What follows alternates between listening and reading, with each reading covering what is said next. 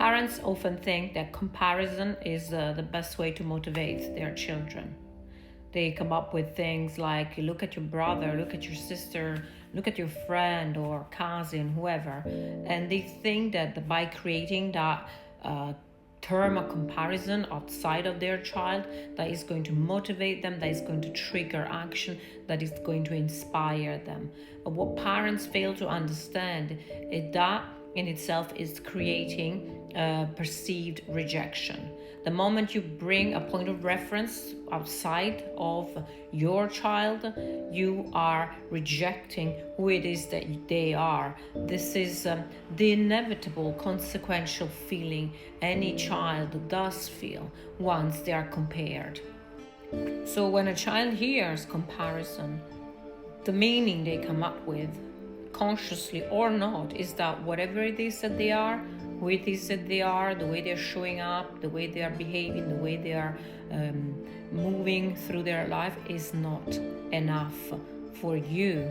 And another consequential belief that they then start developing is that whatever it is that they are doing, attuning to, is not worthy, is not deserving, is not to be trusted.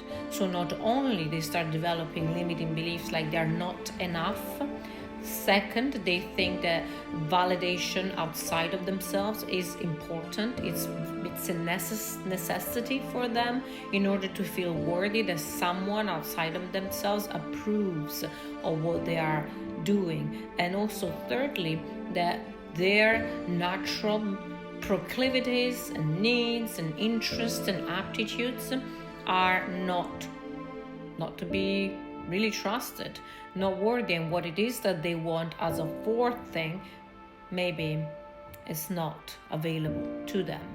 Because if I am going through life in this way and I'm being judged and I'm being compared, then the consequential belief is what it is that I want. The thing I'm trying to figure out that I want is not possible, it's not available to me. Because that thing will cause me suffering, because it's being labeled as not good enough, not worthy enough, not deserving enough. And what happens after this is your child will start creating separation, will feel disconnected from you. And that doesn't facilitate an authentic, real relationship with your children.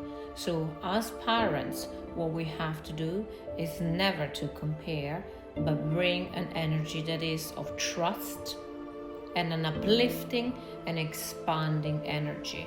Because remember that the way that you talk to your children is internalized and becomes their own internal voice.